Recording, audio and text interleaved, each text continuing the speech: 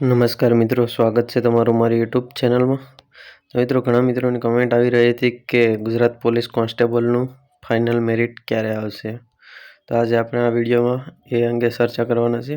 તો વિડીયો શરૂ કરતાં પહેલાં જો ચેનલ પર નવા હો અને ચેનલને સબસ્ક્રાઈબ ના કરી તો સબસ્ક્રાઈબ કરી દેજો, જેથી કરીને આવનારા તમામ નવા વિડીયોનું નોટિફિકેશન તમને મળતા રહે. તો ચલો મિત્રો, વિડીયોમાં આગળ વધીએ. તો સૌપ્રથમ વાત કરીએ તો આ ગુજરાત પોલીસ કોન્સ્ટેબલની આ ઓફિશિયલ વેબસાઇટ છે.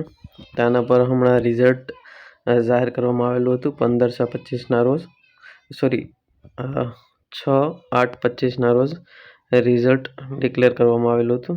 અને એમાં એક સૂચના લખેલી હતી, અહીંયા તમે જોઈ શકો છો. તમે 21/8/2025 સુધી રૂબરૂમાં અથવા સ્પીડ પોસ્ટ દ્વારા તમારા જે માર્ક છે તે રીચેકિંગ તમારે કરાવવા હોય તો તે કરાવવા અંગે જાહેરાત કરવામાં આવેલી હતી કે 21/8/25 સુધી તમે રીચેકિંગ કરાવી શકો છો. એની ફી હતી ₹500. તો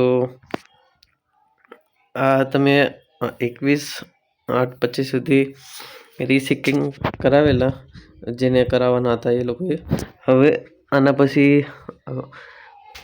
અંદાજિત 10થી 15 દિવસની અંદર જે પાસ થયેલા છે તેમાંથી જે 12,000 જગ્યા છે એના ડબલ એટલે કે 24,000ની આસપાસ કેન્ડિડેટના ડોક્યુમેન્ટ વેરિફિકેશન માટે બોલાવવામાં આવશે પાસ થયેલા ઉમેદવારોમાંથી.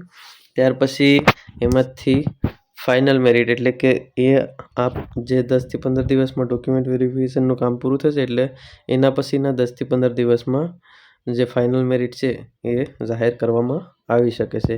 એટલે કે અંદાજિત જે તારીખ છે આપણે 15 અને બીજા +15 એટલે 1 મહિના જેવો સમય લાગે છે. એટલે કે સપ્ટેમ્બર એન્ડ અથવા તો ઓક્ટોબર સ્ટાર્ટમાં જે કોન્સ્ટેબલનું ફાઇનલ મેરિટ છે એ જાહેર કરવામાં આવી શકે છે.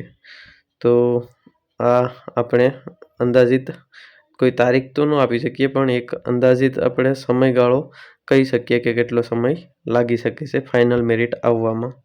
જો વિડીયો પસંદ આવે તો લાઈક કરો, શેર કરો, ચેનલને સબસ્ક્રાઈબ ના કરી તો સબસ્ક્રાઈબ કરી દેજો.